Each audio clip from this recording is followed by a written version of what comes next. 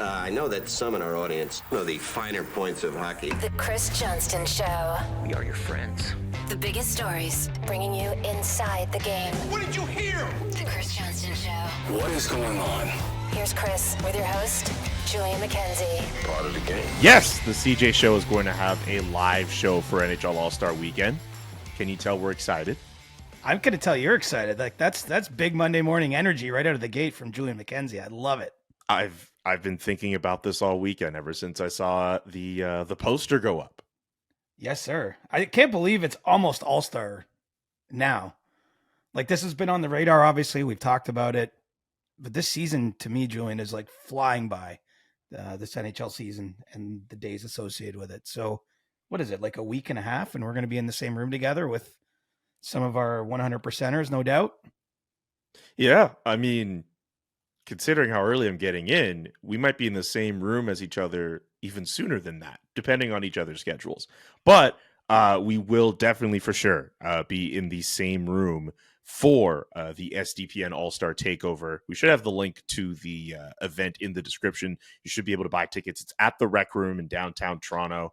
It should be on the Friday. It's a 2-day event. We're going to be sandwiched in the middle of Agent Provocateur's live podcast recording and the Steve Dangle podcast, which is a young podcast that needs your support because no one knows what it is. People at Kingston know what it is after the weekend. Yeah, wow. You see those guys get after it over there? I love it. That's good for them. That's awesome. It was fun seeing them skate around and do their thing at the game. That looked like a fun event. Yeah, and they even put on those like jumbo balls and smashed into each other. I don't know what you call that. But like... Yeah, I don't know what you call those, like bouncy balls, or I don't know what you would call them. Anyway, maybe one day they'll get us to do some fun hijinks. But in the meantime, get your tickets for the SDPN All-Star Takeover 2-day event. Link should be in the description. In the meantime, we got to get to the matters at hand. Corey Perry, we got to get to him. We'll do some pulse checks around the league.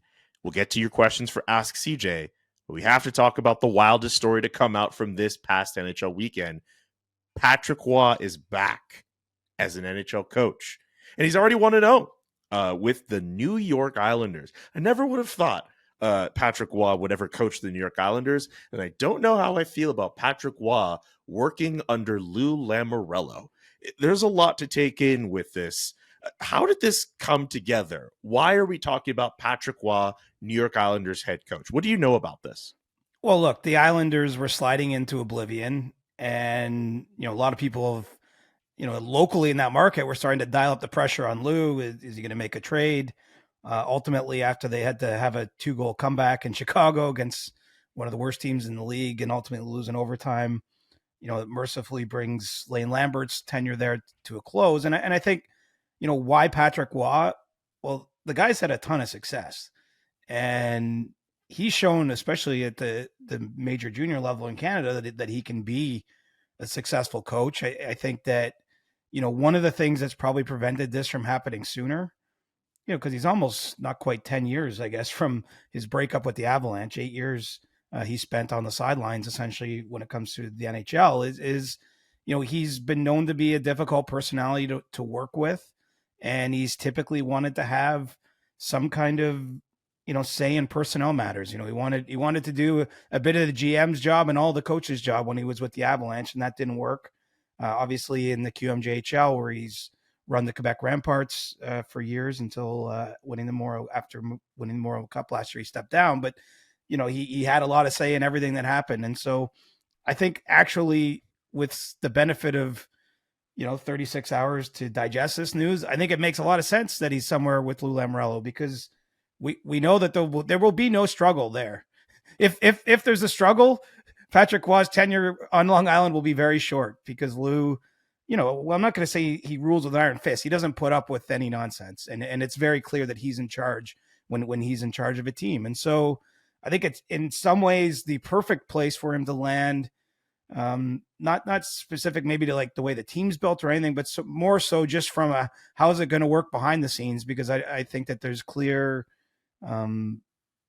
positional, this is your job as head coach. and you've done that very well in the past. And this is a team that needs coached up, and a team that really has not done a good job this year of protecting leads, is very much still in danger of potentially missing the playoffs. I mean, they're right in that big mix of teams in the Eastern Conference fighting for a couple wildcard spots, essentially. And so I think it makes a whole lot of sense. And very few teams have thought about this. I mean, the only other place that I'm aware that Patrick Roy has interviewed in the NHL is with Columbus prior to when they hired Mike Babcock last offseason. And in that sense, it made sense too, because, you know, what Columbus was trying to do with that hire was clearly get someone who was going to shake up the foundation of their team. You know, we won't go down the whole Babcock road, but that's kind of was the mindset at the time. They were looking for someone who was going to really hold their organization accountable. Patrick Roy makes sense in that regard. You know, he didn't end up getting the job with the Blue Jackets. I know there was a lot of smoke and fire and rumors about him in Ottawa, but, you know, nothing that I'm aware of ever became close there. There was no interview or anything with him, you know, since Mike Landauer took over the Senators. But ultimately you found someone with maybe the authority needed to have him kept in place, to not have it be a distraction in other areas of the organization. And now he's just there to coach. Small question. With the interview in Columbus, was it just for head coach? Did he want to assume more power? Because that, for me, that's the biggest thing in all of this. The fact that, yes, you're right, Patrick Roy did want to be essentially judge, jury, and executioner when ruling a professional or otherwise not a hockey team. I was just curious if that was the case in Columbus, if he just wanted to be head coach. I think he did. And you know, that's the area, at least by Patrick's own words, where he's grown the most since, you know, he had 3 years in Colorado as a head coach, you know, that he's come to understand that, you know, probably like anyone, he's reflected on his time there and realized he made some mistakes, and that, you know, his attitude or his way of looking at what that job needed to be wasn't right. And you know, ultimately led to his, you know, by his own admission, he was the one who essentially broke up with the Avalanche. He walked away from the job, but it wasn't working. And I think he understands that to make it work, he needs to just be the coach, or maybe in a future job, he's just a GM, you know what I mean? But he's not coaching the team in that case. You know, right now his skills are best, I think, aligned with being a head coach. And, you know, let's see how it works for the Islanders. I mean, it's an older team, you know, very old team, I guess, by NHL standards. You know, I don't know how much better they can be, but certainly there's a feeling of underperformance there. You know, they did make the playoffs last year. And, you know, certainly I think the minimum expectation is that they're back ultimately playing playoff games again come April. And so, you know, that's the immediate task for Patrick Roy. And so, you know, I do think he has come to recognize, you know, what falls under his purview and where he should just leave well enough alone. And as I say, I think specifically Lou Lamoriello is his boss. Or just, I don't even think we almost have to waste time thinking about, like, could it go the other way? It will not go the other way. If it goes the other way, we'll be talking about another new coach behind that team's bench. Do you really think their relationship could work? I'm really curious about it. One of my good friends, Max Van Oot, back home, hosts a really good podcast, Homeboy Max, put up this really funny tweet where, to represent, I think, Lou, you have like a Coke bottle, and then Patrick Roy, you have those Mentos mints. You've probably seen the viral video from many years ago. You know what happens when Mentos gets mixed with Coke. Yeah. I do not. I appreciate the sentiment, but if you actually look at Lamoriello's history, like, some of his most successful teams have been with similar kind of personalities, whether it was Jacques Lemaire in New Jersey for years there. I mean, even I got the impression anyways that it always worked well with Mike Babcock, who was a very challenging guy to work with as a GM, or proved to be. I mean, it certainly, once the Leafs made the move to Kyle Dubas, you know, after they moved on from Lamoriello, you know, it certainly wasn't always sunshine lollipops between Dubas and Babcock. I think there was, you know, some power struggles there. You know, so I think that Lou, you know, has shown, I mean, look, he's been in the game so long. He's worked with all kinds of different personalities. I think Lou's so respected, I want to say it, that, you know, everyone falls in line that kind of works under him. And so, I mean, only time will tell, but I'm actually, like, again, I've really talked myself into this one. I was as surprised as anyone when the announcement came down. Like, I had heard no whisper about this. Not surprised in the sense it was clear that Patrick Waugh wanted to return to the NHL. Obviously, he had received consideration from Columbus. Like, I did expect him to coach in the NHL again.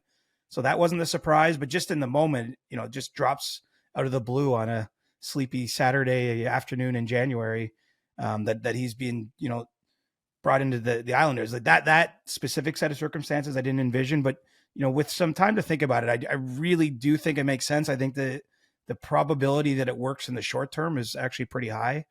And I'm not just saying that because of the overtime win we've seen on Sunday night over Dallas. I just think that the mix could be right. And if nothing else, the Islanders go from a team, I think from a national perspective, it's kind of sleepy team, not a team that gets a lot of, attention or, I know that they have a really passionate fan base, but they're not a going concern in the broader NHL. But all of a sudden you put Patrick Waugh on the bench and there's going to be some fireworks, there's going to be some animated something, coming probably as soon as the next game. And that makes him an interesting team. I don't know if Patrick Waugh's a fiery guy. He's a fiery competitor.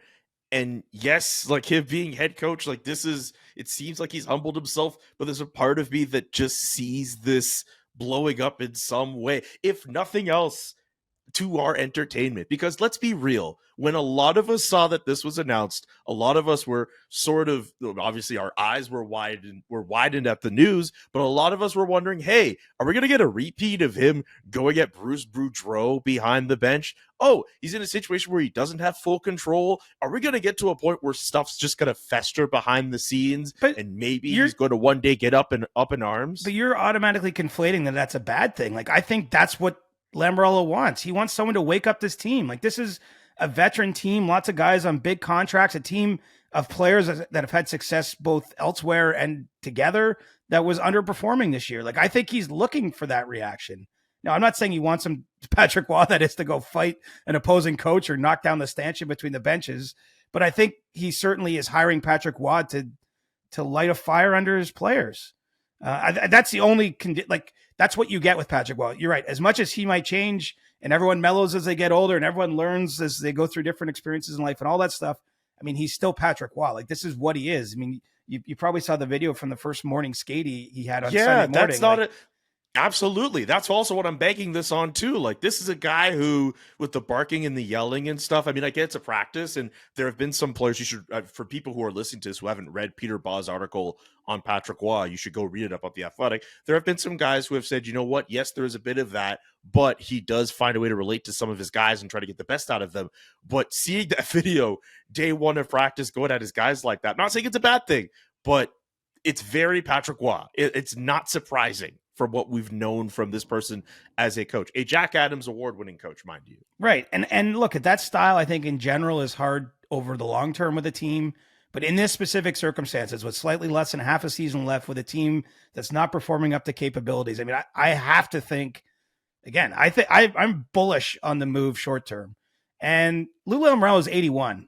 So, well, I know he's got to think about the long term of the Islanders. How long term is he really thinking? And Lou's in fantastic shape. I'm not alluding to anything. It's just, he's not going to be the GM on Long Island for 10 more years. So, this is, and look at the age of the core players of that team. It is a very, very old team by NHL standards. I mean, they're built to win now. Certainly I don't have them in the top class of the league, but you just look, you do this stuff, you never know. And it, we have talked about this. I think it's a kind of a wide open year. Maybe they get in the playoffs. Maybe they win a round or two. Who's to say? It's not, I wasn't predicting their back-to-back trips to the conference final back in those kind of pandemic years either. So, that was a team under Barry Trotz where he got absolutely everything out of the roster, and would not surprise me. I'll just say that if Patrick Waugh turns the ship around and gets some excitement back in Long Island. I have to see it in action to believe it, I guess. But I will be grabbing my popcorn for the Patrick Waugh tenure as head coach of the New York Islanders, and I will also be saving some kernels for Corey Perry as an Edmonton Oiler. You were on this story. I know Dave Pagnotta from the fourth period was on this story as well. He joins the Edmonton Oilers. We've detailed the story of him leaving Chicago after a undisclosed incident. He now signs with the Oilers. What do you think of the signing? How many teams were interested in the forward. It seemed as if, even though he was not playing with the team, there were a lot of different teams, or at least different reports, or at least some speculation was swirling around Corey Perry. Yeah, I mean, this wasn't his only option. I think that's a good way to look at it. I mean, certainly other contending teams, 3 or 4 of them anyway, I think were at least pursuing the situation. I mean, look, it's very unusual. You can add someone of Corey Perry midseason at basically a league minimum contract and in a tight cap league where you're not giving anything up in terms of, it's not a trade situation where you have to, peel away assets to bring him in. That's an attractive option. Obviously, Corey Perry's side of it, he sees the Edmonton Oilers like the rest of the league ripping off 13 straight wins. And clearly announcing themselves as the Stanley Cup favorite that they were pegged to be in September. They looked lost for like a lost cause in early November, and here we are about to hit the All-Star break, and they're right where we thought they were in terms of I think having a chance to win a Stanley Cup. I mean, that's what this is about at this stage for Corey Perry. I mean, in Chicago when he signed there, it was a chance to go and be a mentor to Connor Bedard. I think had things gone differently, there was a chance he'd be in all the trade bait boards and we'd be talking about him getting moved to a contender, in the advance of this year's Stanley Cup playoffs. Now he gets to sign with one. And, the Oilers were interested right from essentially day one. I mean, Corey had mentioned in the statement he put out that he had to, or that he was choosing to attend to some issues with alcohol in terms of working with some experts in the mental health and substance abuse fields. When his deal was terminated at the end of November. From my understanding, right from the minute Chicago moved to terminate his contract, he showed contrition. He didn't fight their decision at that time. He essentially accepted his fate and, has worked on himself for the last couple months. And, we'll see where he's at entering Edmonton's lineup. But I think from the Oilers standpoint, specifically, Julian, not a lot of risk here. I mean, again, they're a veteran team. Corey Perry's been a popular teammate, quite frankly, everywhere he's ever played. He's had almost 200 playoff games of experience, and he comes in at a low cap number, basically to be a 4th line player on the Oilers. And I don't think he has to do anything other than be himself on the ice for this to work for Edmonton. And look, they have some experience, right? Evander Kane was terminated in San Jose, and that's been a pretty successful marriage since he's gone to the Oilers, and I think that probably helped inform some of the decision making from Edmonton's standpoint. Very curious where he fits in the lineup. You mentioned him as a 4th line forward. That probably makes sense. I've already seen people debate wondering if Sam Gagner exits the lineup in lieu of him, or if Connor Brown exits the lineup. I know he hasn't necessarily been producing all that well, but some people will contend that he still kills penalties for them. Do you think that a 4th line role for his skill set really makes sense? Yeah, I mean, look, I think this gives them more depth, right? And the funny thing is I don't think Edmonton's anywhere near done. Like this isn't just the final move and now chef's kiss and have at it. I think the Oilers are going to still be one of the teams that are reasonably active leading up to March 8th in the trade deadline. So that decision doesn't really have to be made. I think to make the cap work, they're probably going to have to most likely send a player down, maybe someone like Adam Ernie to the American Hockey League. So that's the short-term move. And then on any given night, who knows? Maybe Perry won't play every game. Maybe when they have back-to-backs, they'll work things around between him and Gagner or someone like Connor Brown. I mean, that when you're in the management side, I think you're just trying to give your coaches options, and this unquestionably gives them another option. But yeah, I mean, I think Corey Perry is in the top 12 forwards on the team right now. I don't know. I can't say for certain who's going to sit at his expense right away, or even 2 weeks from now or 3 weeks from now. But, I don't suspect he would have been signing in Edmonton without at least some discussion about what the role would be, how he would fit, where the Oilers saw him. And obviously he would have to be comfortable with that before ever getting to the point where he's signing a deal. I'm really curious about what's next for this team. And I know you said that this team's clearly not done with the trade deadline less than 2 months away. I got to watch them against the Calgary Flames over the weekend. We've known this team to be a high-scoring squad. They play with speed. But talking to guys like Mark Spector who have covered this team for a long time, it seems like they've found a way to pull on the offense and be really good defensively as well. They haven't allowed too many goals in the last little while. And even the other night, Connor McDavid and Leon Draisaitl were held off the score sheet against the Flames. It was guys like Warren Fogle who stepped up and played well. Zach Hyman got himself a goal. I think Sam Gagner actually scored the game-winning goal against Calgary. That was a really weird bounce off of Dan Vladar and in.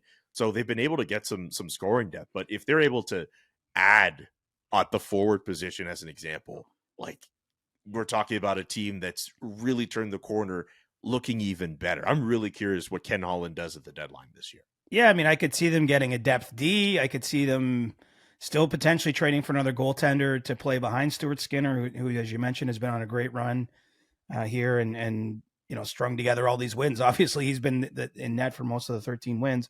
And then, I think the big piece that they're going to be shopping for is a player to play in the top six, maybe someone to play with Leon Draisaitl. This year's crop on the trade board is, as we mentioned, I know you don't like when I mention this because I'm trying to discourage everyone from getting too excited. I mean, sell the trade board. There's not that many huge options out there, but I think sell the trade board. I think any impactful forward, it's fair to assume Edmonton will be doing some diligence on, whether it's Jake Guentzel in Pittsburgh that gets moved. I don't know. Detroit's been hanging in the playoff race. They've got David Perron. Maybe if they fall out, we'll see what happens in Ottawa. I just think that Edmonton is going to go deep looking at anyone that they feel that could be fit into their top six.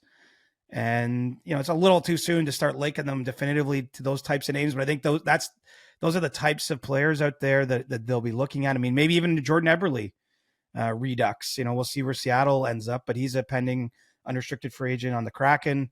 It's had a bit of an off season to this point, but there's obviously there might be some vibes there for the Oilers after having drafted Eberle all those years ago. I mean, at one point, Eberle and Gagner were the young future of the Oilers, and maybe there's a world where they're reunited. Again, I think so much of this will be predicated, first of all, on which teams truly are the sellers as we get into the mid stages of February, late stages, and into March 8th. And then obviously the Oilers will be looking to buy the best player that matches with the assets, that matches with their cap space that they can insert into the lineup. But I think that, look, there's a big understanding here that this is like, it's getting late early in Edmonton, right? And I'm not predicting players are leaving town or anything like that, but you just don't know what's going to happen with Leon Draisaitl entering what will be the final year of his contract next season. You've got 2 years beyond this one of Connor McDavid under contract. But I think that there has to be an understanding that with even just when there's any amount of uncertainty, you really want to make the most of each of these opportunities. And my goodness, if we draw a line from when the Oilers made their coaching change, I think they're 21-4 or something in that range. I mean, they've barely lost in almost a quarter of a schedule. And so this is a pretty good year, I think, to push the chips right into the middle. Absolutely. Picturing Jordan Eberle, I'm sure we could find a Photoshop of him in an Edmonton Oilers jersey just in case people have no idea. I'm kidding. But like Jake Guentzel in an Oilers jersey to me makes sense. It's just fun picturing him playing all those years in Pittsburgh with Sidney Crosby and then having to go work with, the next guy after Crosby. Connor McDavid is a generational player. But I would love a Jordan Eberle reunion. Seattle realizing what they have to sell, and they flip off Jordan Eberle back to Edmonton, and he tries to win the Stanley Cup. In the city that drafted him. Remember that first goal he scored with that team, the nasty toe drag? It'd be just a lot. He's got a lot of roots up in Edmonton. And I'll say this too. I mean, the interesting thing about Guentzel is you could have Vancouver and Edmonton both bidding pretty aggressively for him. I mean, it's not hard to draw a line to, Jim Rutherford and Patrick Galvin, who both worked with Guentzel in Pittsburgh, had a lot of success with him there. Obviously, you know him and are comfortable with him. And the Canucks, no secret that they're looking for, I'd say, a top six forward when we get into this deadline window as well. And so, there could be some overlap, maybe even beyond Guentzel, in terms of what these two teams are chasing. Two of the Canadian teams that absolutely have the best chance to end the country's cup drought and obviously are going to be, maybe even facing each other in a playoff series. I mean, we can start to get excited about some of the chaos to come. You know what I mean? Between, chasing the same players, but, eventually having to go through each other possibly. I mean, this could be a year to remember for those that like seeing Canadian cities at war with each other on hockey Twitter. Yes. I don't Yes, mean the literal carnage will war, be but very soon. meme wars. You could have said riot. I mean, that would have been more applicable for the Vancouver people, but Too soon. really too soon. It's been like this happened in 2011. I was in high school in 2011. Like, guys, there's been a whole documentary and everything. It's all good. Anyway, I'll mention the Canucks a little later on as we do these pulse checks just for a couple teams around the league. We'll start with the Leafs because Ilya Samsonov got his first win in 2024. The Leafs, they calmed things down. I know the Vancouver game didn't go as well as some people liked, but they got a win over Seattle. Do we take a temperature on the team? Good, bad, just whatever? I mean, look, it's just one of those years in Toronto where nothing is coming easily. A team that's had a ton of regular season success has typically been way ahead of playoff sort of cutoff lines and, basically been comfortably in second place in the Atlantic Division for 3 seasons running. This year, it's a struggle. And, I don't know what the temperature is because you're right. It goes up and down with each game. Look, they've come through a tough month, but for an Eastern-based team of travel, having done their California trip and then a Western Canada trip, they come home. They actually have before the All-Star break, they have a home and home with Winnipeg. They play Wednesday at home to Winnipeg and then go to Winnipeg on Saturday. So those are 2 tough games against another, top opponent and 2 more kind of emotionally charged games. Always all these games where the crowds split to some degree. So I don't know what the temperature check is. I will give you a weird stat. Martin Jones leads the Leafs goaltenders in wins this year. And it does appear, with respect to Martin Jones, who actually played a number of good games for Toronto, came in as the number 3 guy, but it appears that midnight might be striking for Jones. He's had a couple tough outings. I thought, one of the things that wasn't discussed a whole lot, at least in the media that I saw from the Vancouver loss on Saturday, was just that Jones, was at fault for probably 4 of those 6 goals, or just 4 of 6 you want to see a save on. And so, somehow the Leafs are trying to patch it together. I mean, maybe we're seeing Samsonov rise again. Who knows? It's one game in Seattle. It was actually a pretty well played defensive game for the Leafs on a back-to-back at the end of that road trip. So they weren't giving up a slew of grade A's against, but credit to Samsonov. He made the saves he had to, and we've documented what he's been through this season. Who knows? Maybe the next chapter in this weird Leafs year will be him taking back the number 1 spot. And, I think probably the good news is Joseph Woll traveled with the Leafs on the road this week. He's still recovering from his high ankle sprain, but he's on the ice. They only have 2 more games, and then there's time off. There's the All-Star break. And so we don't have a firm timeline yet on Woll's recovery, but certainly it's going to be sooner than later. And they've somehow survived this to some degree. I know there's been ups and downs and twists and turns, and Steve Dangle pulling his hair out on the LFR every other night. But the truth is they're still in a playoff spot, and Austin Matthews is on pace for 70 goals, and all is not lost. I just, they're not in the top tier of teams. It's just this is where I get back to, like, I'm not even excusing it. I think at some point you have to accept the reality that it doesn't mean sometimes a team comes out of nowhere to win a cup. And so the Leafs are just not going to be in the pack of front runners, I don't believe, as we get towards March and April. But they are going to be a team that has a chance because I expect them to make the playoffs, and we're going to see. But, the vibe check, the temperature check, whatever you want to call it, it's still all over the map. Like, you got people saying they have to go make 5 big trades tomorrow. I don't see that happening. They're going to tweak where they can, take whatever run they can, and they're just not every year is your year in the league, unfortunately. I mean, look at Tampa. They missed the playoffs one year in their great run that they've had. You can go down the line. Boston did the same back 10 years ago. I'm not saying the Leafs are going to miss the playoffs, but they're not at the top of the conference. Before I get to Boston, how did you manage to get through that Leaf segment without hearing all that noise in the background? Which noise is that? You mean you didn't hear Steve Dangle yell Brad the entire time you were talking about the Leafs, and it got louder as you said, there are fans that want to see 5 big trades happen? Yeah, I mean, look at some of these decisions were cast in stone last summer, right? Like there's only so much you can do mid-year, and I think at this point it would be irresponsible for the Leafs front office to approach this deadline the way they did last deadline. Like last deadline, it was the Leafs pushing a ton of chips into the middle, trading first-round picks and other selections to really bolster the lineup in multiple positions.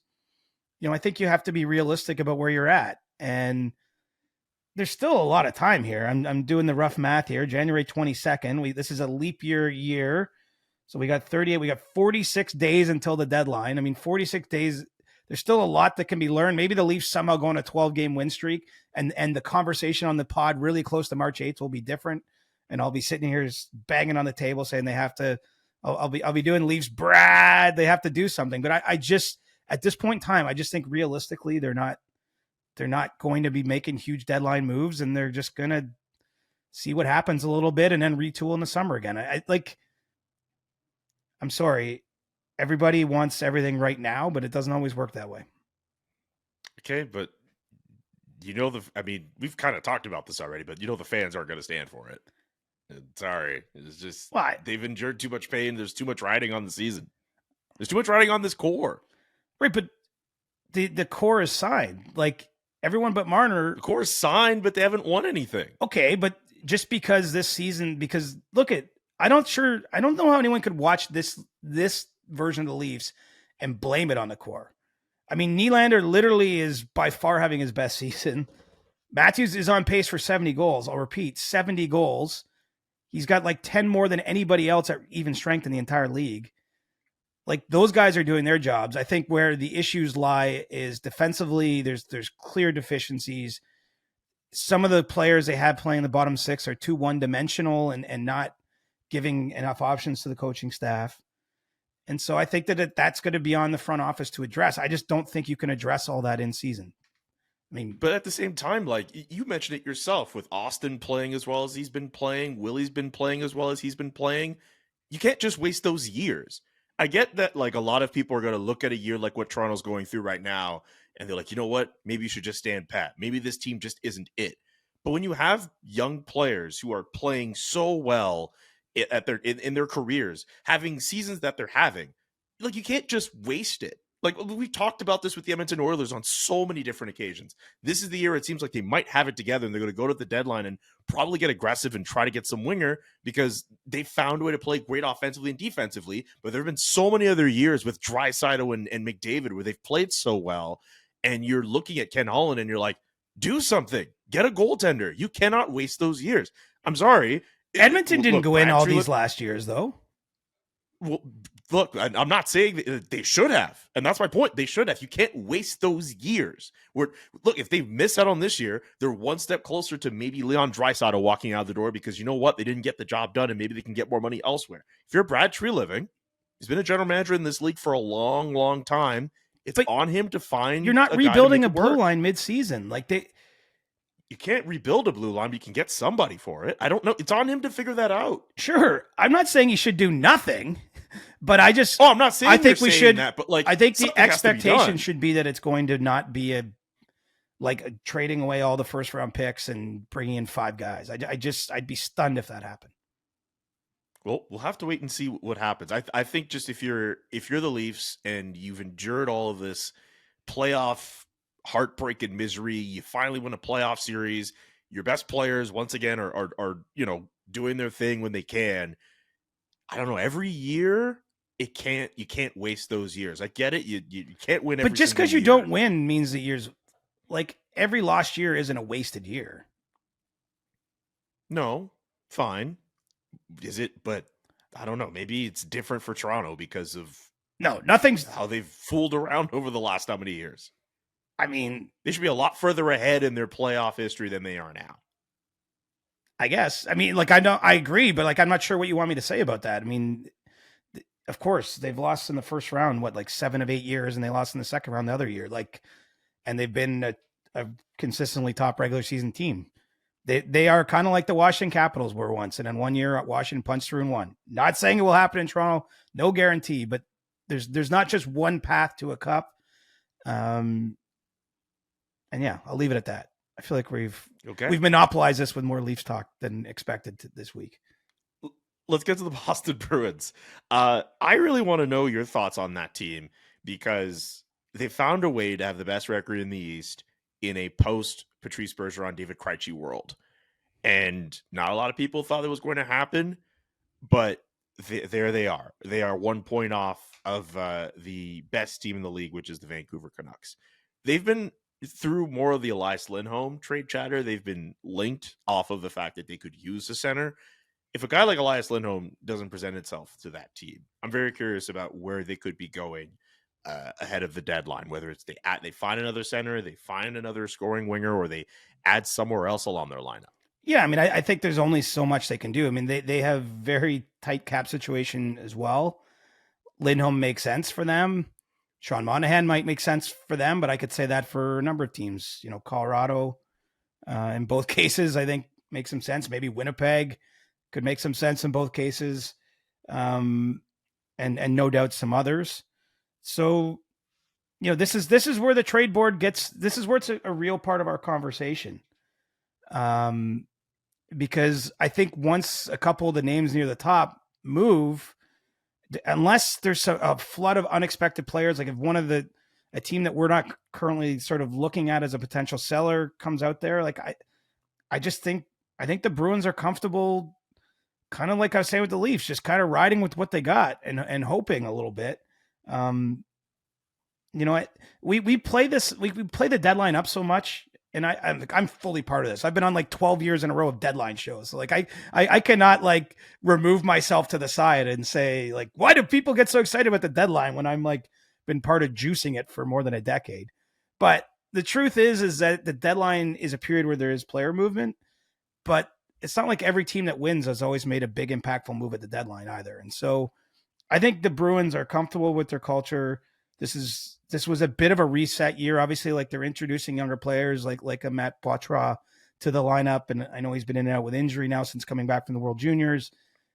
He might not be ready to be a true impact guy come this year's playoffs, but I think they're hoping it's not going to be too, like he's going to be better for this year's experience. So, I don't know that it's all in for the Bruins. I think that they are going to look to improve up front, but might not happen. I mean, look at their cap space. They just don't have a lot of room to maneuver. They've traded a lot of picks away, kind of in the same spot as a lot of teams. Like last year, they were giving up a first rounder for Orlov, right? A rental player.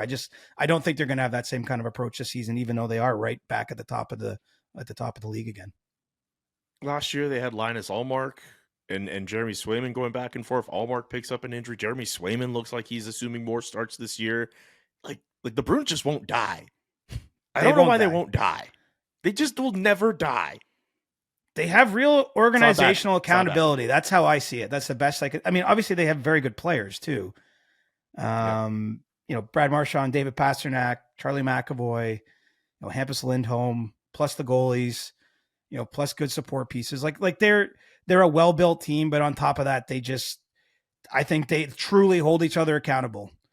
I'll always remember the day that they signed Mitchell Miller, and the next morning their stars players were calling out management in the media for that decision, including Marchand at the time, Nick Foligno, and Patrice Bergeron before he retired. I mean, the fact that you had that happen, like that's a sign truly where everybody in the organization is held to a standard. They're kept to a standard.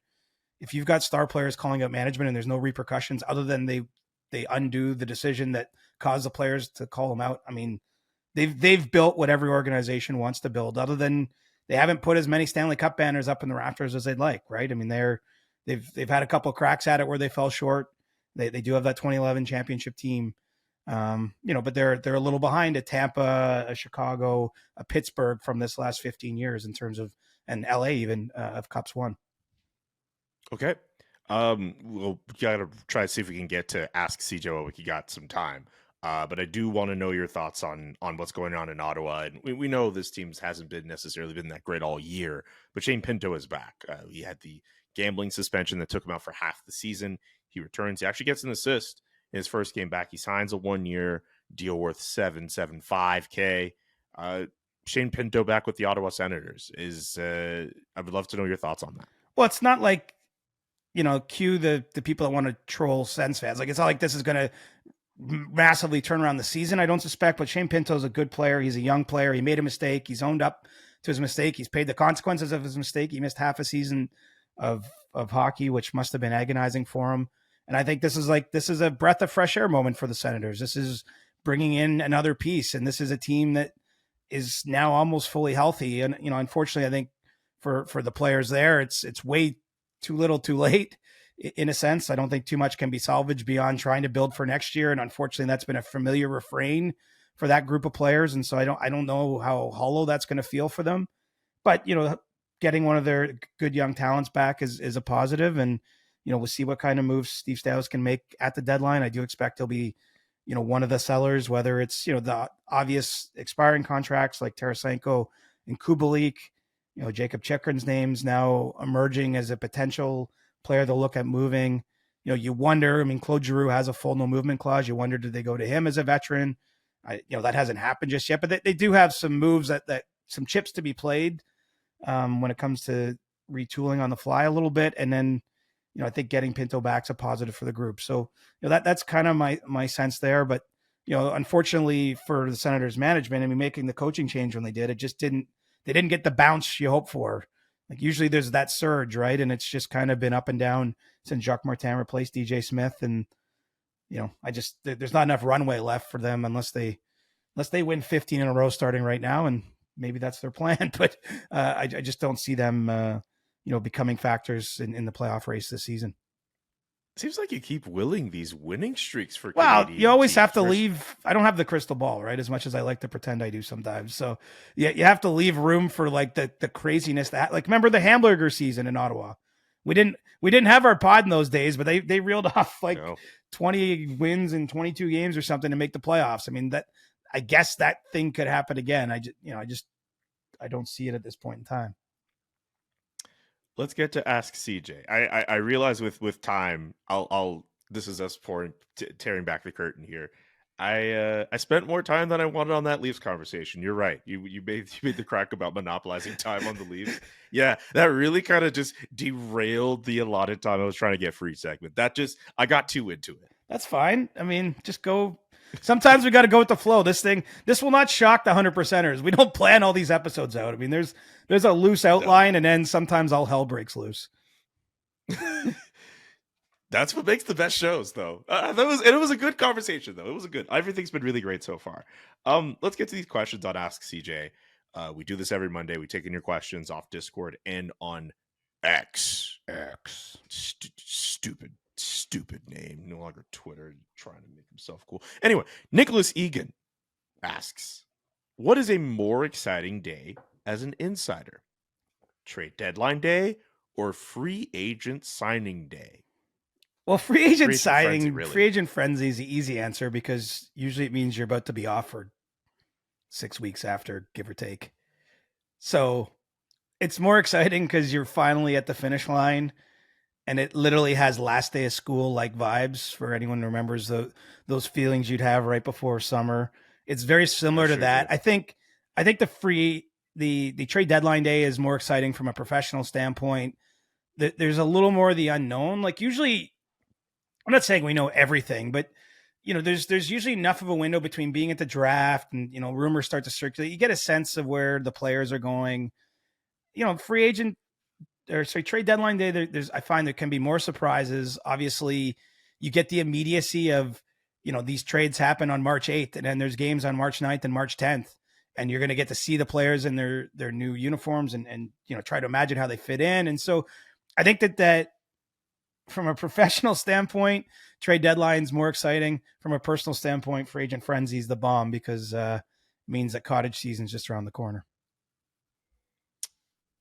I would love an invite to the cottage one day. Well, I don't have a cottage, so. You don't have a cottage? Dude, no. Really? I thought you had a cottage. No, I've never had a family cottage growing up, and I've never had one as an adult myself. I thought that was just like a prerequisite for all NHL insiders. Like, you have to have a cottage in the middle of Ontario somewhere. You just Collingwood or some random like scenic place. That stuff don't come cheap, my friend. Yeah, but like you don't come cheap either, Big Money CJ. I know. I appreciate that. But yeah, no cottage for me. So I would invite you to a cottage if I had one, but I'll have to get you one to someone else's cottage in the meantime. All right. I await my invitation to Pierre LeBrun's in the mail. From It's Amarando on Discord. I feel like we're at a point in Toronto for homemade trade ideas for CJ. Here's one if you'll entertain it. Considering Yegor Chinakhov from Columbus is asking for a trade and Andrew Peeke is available. Yegor Chinakhov, Andrew Peeke for Nick Robertson, Fraser Minton, and either a 3rd or 4th round pick. I don't know how to even evaluate that. Yeah, that's actually a good point. I'm not saying Like, I'm not even saying it's bad. It's like I'm not poo-pooing the idea straight up. I don't know. It feels to me like if the Leafs liked Andrew Peeke, they already would have traded for him. Like he's kind of been available for a long time. He's a big player. He's a right-hand shot. Like he's filled a potential need on the Leafs blue line, and it hasn't happened. So I don't know. I'm so bad at that. I'm sorry. I'm not poo-pooing it. I have no clue what to say intelligent about that question.